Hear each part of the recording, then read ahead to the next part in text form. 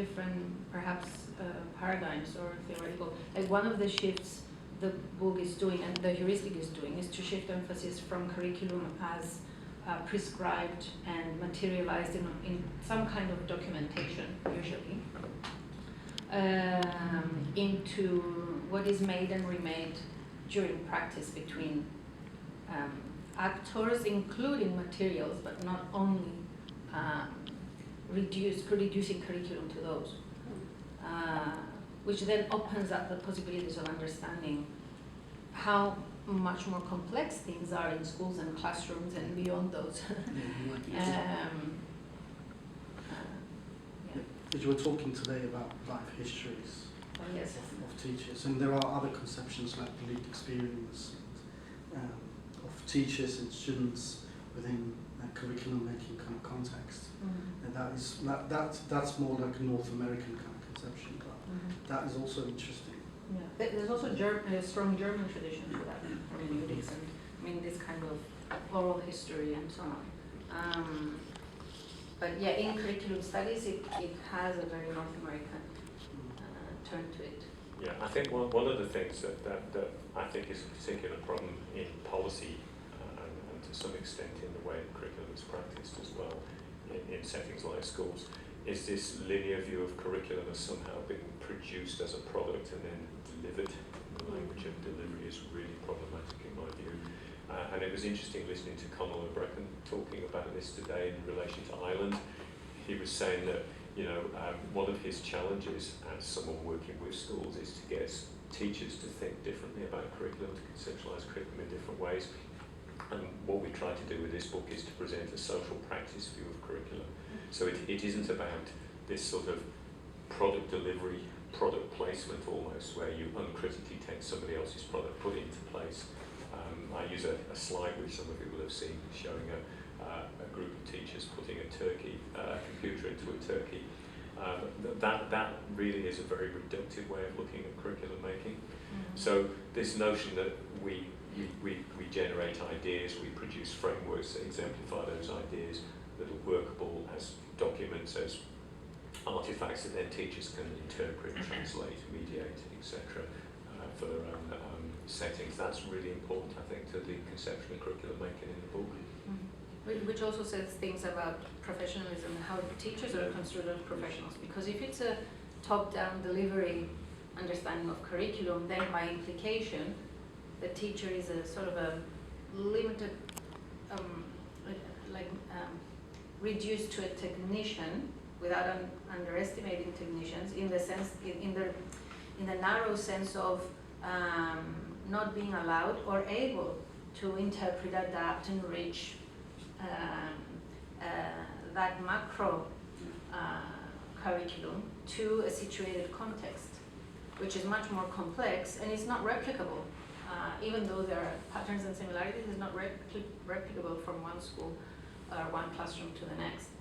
And we're talking about a different professional if curriculum making is understood as a social practice which is expected to be made by professionals who have, well, knowledge, expertise, and, well, granted autonomy or seeking autonomy. Because one of the findings in Cyprus, in the context of Cyprus, is that there's a lot of guidance requested by teachers themselves in fear of other things. And that really brings to the fore another issue which we've raised in the book, which is the place of the meso-curriculum activity, or curriculum layer, whichever way you want to describe it. You know, one of the problems in policy is that we've moved from the notion of a teacher group curriculum, where the curriculum is produced and teachers deliver it, to the something we see a lot in Scotland, which is, well, you're the professional, over to you, get on with it. But it's and then a process of each and every school reinventing the wheel without the support mechanisms in place. So the meso layer as a sort of connecting layer between policy and practice is really significant, and there are many ways in which that can be done. It can be done through producing guidance, which is one way it's tried a lot, but actually things like teacher networks, which Simon was talking about today, are really significant meso layers if they're properly constituted and properly constructed, because they provide the means to pull expertise, to produce resources that can be used by the common for the common good amongst teachers, amongst the profession. To continue, I mean, in that vein, in a similar vein, we see things like leadership. We know the importance of leadership. Those issues, I mean, resourcing is one, networking, but also looking into other actors in the education system. I mean, not only teachers, but we have principals, we have middle leaders.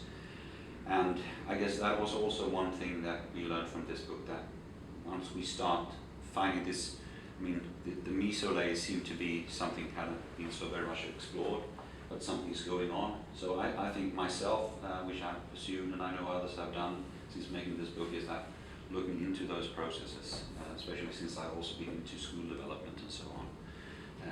But also we mentioned teacher agency. I think one aspect we should also talk about in the book, but recently have been done about us, and not least you, Mark, is the interdependency between curriculum making and teacher agency. And you were also several looking at mutually dependent concepts.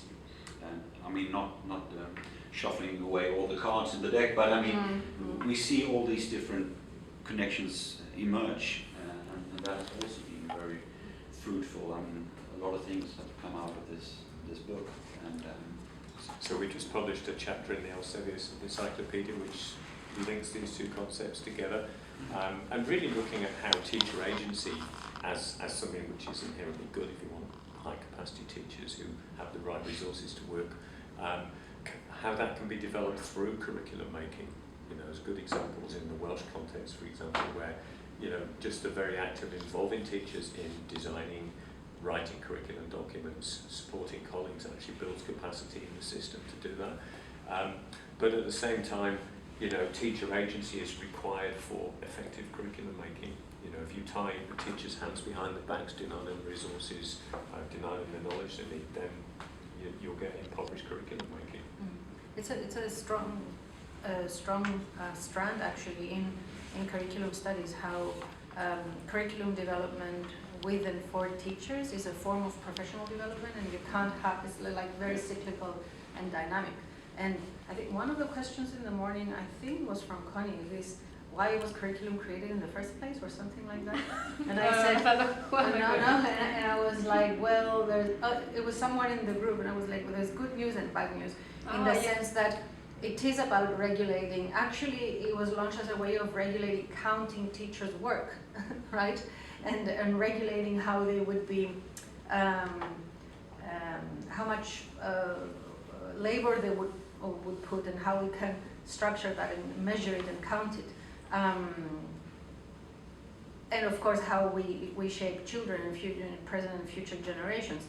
But at the same time, it was a means to democratize, to make knowledge accessible to a larger number of pupils than what it used to be, because it's